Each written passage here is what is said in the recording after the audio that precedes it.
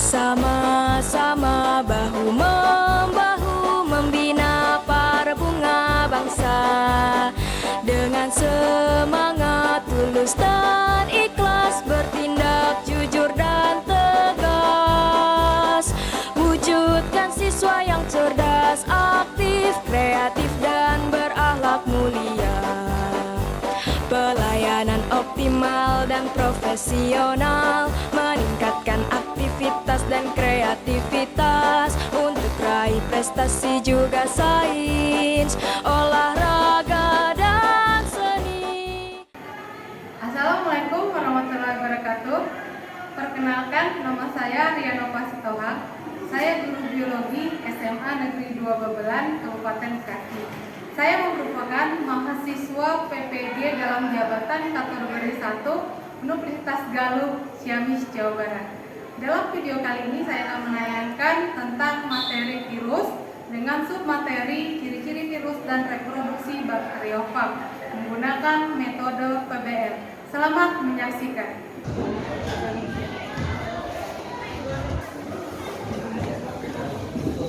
Assalamualaikum warahmatullahi wabarakatuh. Waalaikumsalam warahmatullahi wabarakatuh. Apa kabar anak-anak sekalian? Baik. Sehat ya? Sehat. Ya, sebelum kita memulai pembelajaran kita hari ini, alangkah baiknya kita berdoa terlebih dahulu. Silakan ketua kelas pimpin kita dalam doa. Sebelum memulai pelajaran, alangkah baiknya kita berdoa yang baik. Berdoa selesai. Risalah. Assalamualaikum warahmatullahi wabarakatuh. Oke, siapa sekretaris? Mana sekretaris? Siapa yang tidak masuk hari ini? Masuk semua. Bagus. Sehat-sehat semua ya. Kita kan sudah siap untuk menerima pembelajaran kita hari ini? Siap. Iya.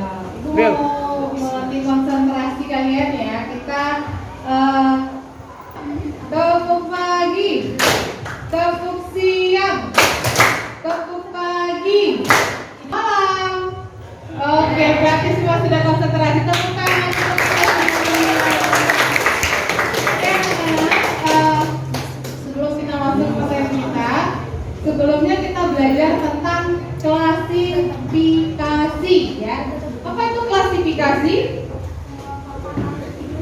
Ya, apa pengelompokan makhluk hidup. Oke, jadi pada sekarang ini kita akan mempelajari tentang virus. Ya, virus itu banyak dampaknya, ada dampak positif dan dampak negatif gitu ya. Nah, jadi kompetensi dasar kita hari ini adalah menerapkan pemahaman tentang virus berkaitan dengan ciri replikasi peran virus dalam aspek kesehatan masyarakat. Kemudian menyajikan data tentang ciri replikasi dan peran virus dalam aspek kesehatan dalam bentuk modal kesehatan. Oke, sekarang kita masuk materi kita bahwa akhir-akhir ini WHO menetapkan masalah kesehatan global yaitu tentang cacar monyet. Nah, sekarang kamu perhatikan video berikut ini ya. Bahwa tadinya cacar monyet ini memang sudah ada di penyakit yang sudah ada sejak puluhan tahun yang lalu, tapi hanya ada di beberapa negara saja yang tidak pernah updatekan. Bahkan beberapa sudah di 2000, tetapi memang sejak tahun 2022 ini sejak bulan Mei kemudian. Oke, sudah. Setelah kalian mengamati video tersebut, silakan siapa yang bisa merumuskan masalah dari video yang diamati tadi. Ya, silakan. 1. Apa itu cacar monyet? 2. Menjelaskan tanda-tanda dan gejala cacar monyet.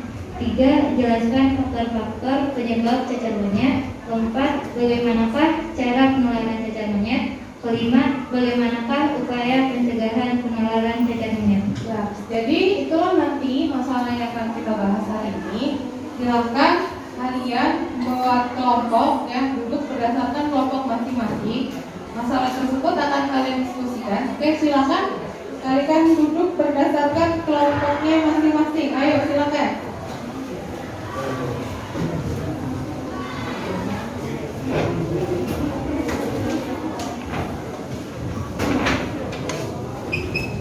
Ya, silakan.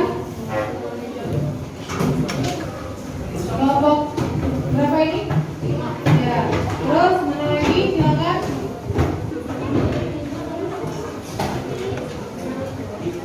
Oke, aku kasih waktu 10 menit dari sekarang ya.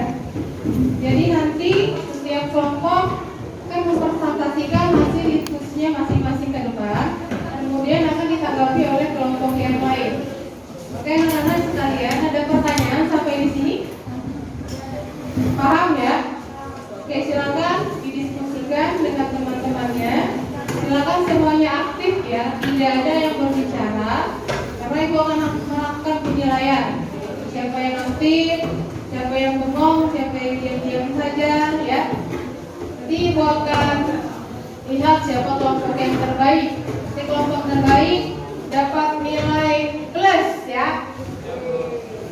Nomor 2 ya.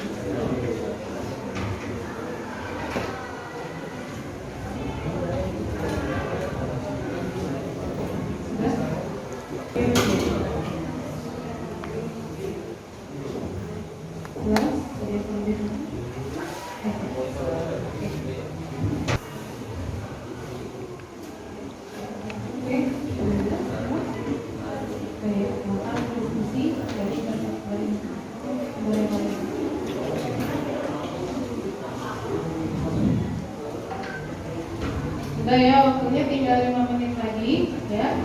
Silahkan manfaatkan waktu yang ada dengan sebaik mungkin. Tidak ada yang ngobrol yang di luar dari masalah yang kita bahas hari ini ya. Sudah? Oh iya. Oke, siapa yang mau maju terlebih dahulu? Kelompok berapa?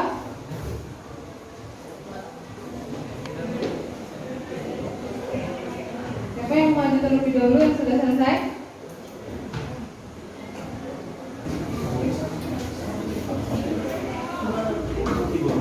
Oke, silakan kelompok 2 maju.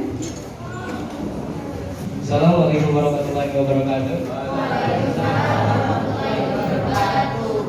Kami dari kelompok 2, yaitu kelompok adenovirus. Kita akan menerangkan hasil presentasi dari cacar monyet. Dan sebelumnya kita akan mengenalkan apa itu adenovirus. Adenovirus adalah kelompok virus yang menyebabkan infeksi pada saluran pernapasan, mata, paru-paru, dan saluran pencernaan. Sampai sini apakah ada pertanyaannya? Ya, silakan. Bu. Saya ingin bertanya, apa perbedaan gejala dari cacar air dan gejala dari cacar monyet? Kalau tidak ada pertanyaan, mungkin sekian dari kelompok kami. Mohon maaf apabila ada kesalahan. Wassalamualaikum warahmatullahi wabarakatuh. Oke, jadi diplom untuk kelompok 2 ini adalah tanda dan gejala cacar monyet ya. Ada demam, sakit kepala, pembengkakan, nyeri ukuran otot, lemas badan duduk, serta ada ruam. Jadi sama-sama ada ruam sama seperti pada cacar air. Cuman di sini ada pembengkakan pada kelenjar getah bening. Assalamualaikum warahmatullahi wabarakatuh. Selamat pagi semuanya.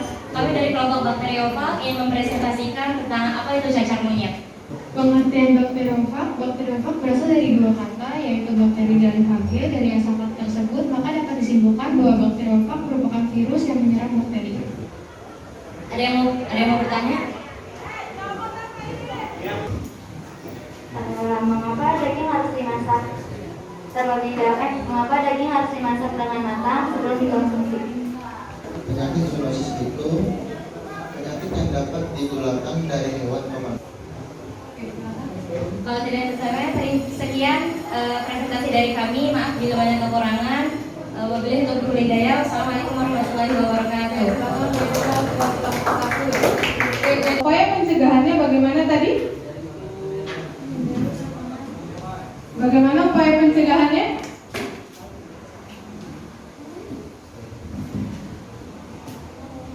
Upaya pencegahannya tadi seperti apa?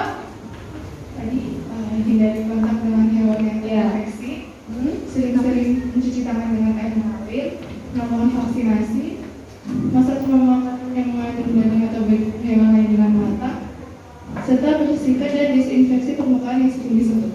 Oke, jadi kita harus terus mawas diri ya, karena di sekitar kita banyak virus, bakteri yang bahkan menyerang penyakit kita. Oke? Nah, virus tidak termasuk sel atau seluruhan karena tidak memiliki bagian-bagian sel seperti dinding sel, membran sel, sitoplasma, dan organel-organel lainnya. Virus itu berukuran sangat kecil, ya. Nah, tidak dapat dilihat menggunakan mikroskop biasa, tapi hanya bisa dilihat menggunakan mikroskop elektron. Sehingga virus itu membutuhkan organisme hidup agar dia bisa hidup. Jadi virus peralihan dari benda mati ke benda hidup. Bisa disebut sebagai benda mati karena dia bisa dikristalkan. Dia bisa disebut benda hidup karena bisa melakukan aktivitas hidup di dalam sel yang hidup. Nanti di dalam kapsid ini terdapat ada materi genetik. Jadi DNA atau RNA. Jadi tidak ada dua-duanya. Bakteriofag tadi apa? Bakteriofag tadi apa? Iya, virus yang menyerang bakteri. Ya. Seperti Escherichia coli. Ya. Nah, ini adalah bentuknya. Ini adalah berbentuk apa? Bulat. Nah, ekor itu menempel pada dinding. Tujuannya untuk memulai menyuntikkan dari materi genetik. Kemudian tahap yang kedua apa? Ya, penetrasi. Siapa yang bisa bantu ibu menjelaskan apa? Ya, silakan. Asam nukleat masuk ke dalam sel inang. Ya, jadi tadi sudah dibentuk lubang, kemudian penetrasi asam nukleat nanti disuntikan dimasukkan ke dalam sel inang. Jadi nanti virusnya itu akan mati ya, tapi DNA-nya masuk ke dalam sel inang. Oke, ya. Oke, selanjutnya tahap apa? Terakhir? Tahap lisis. Apa itu tahap lisis? Virus-virus baru yang keluar dari tubuh sel inang yang hancur. Ya, tepuk tangan. Ya. Oke, jadi oke, sampai di sini. Silakan kamu duduk seperti semula. Kita akan adakan evaluasi. Silakan. Oke, apakah manfaat pembelajaran kita hari ini? Silakan. Apa manfaat pembelajaran kita hari ini? Silakan, siapa? Saya, Bu. Ya, Miftah lagi. Lebih mengenal lebih jauh tentang virus, juga bentuk-bentuk virus dan pembagian virus tersebut. Ya, oke. Jadi banyak manfaat yang kita peroleh. Artinya kita tahu bahwa virus itu bisa menular dari mana saja, melalui udara. 1, 2, 3.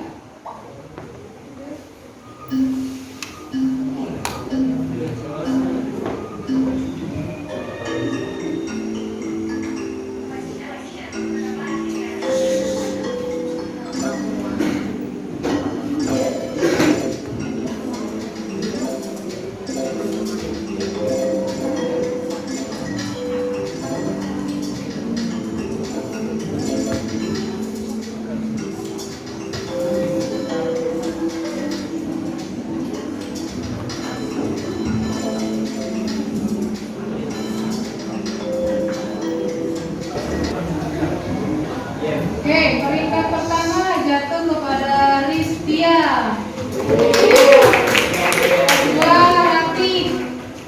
Ketiga Chelsea. Mana Ristia? Lemar.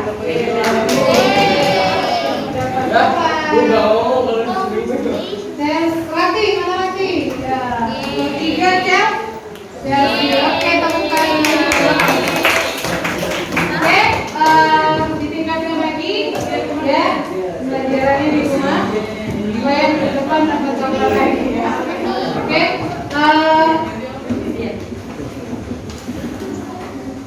materi kita telah berakhir ya. Untuk pertemuan berikutnya silakan kamu pelajari tentang manfaat virus. Ini membagikan materinya di grup ya. Silakan dipelajari untuk pertemuan berikutnya. Jadi manfaat virus itu ada virus yang menguntungkan dan ada juga virus yang mematikan. Oke, Oke, terima kasih atas semuanya. Silakan ditutup dengan doa.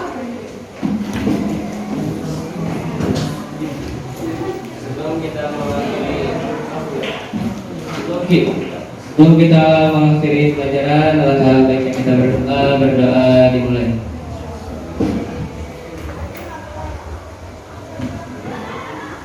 Berdoa selesai. Risalah.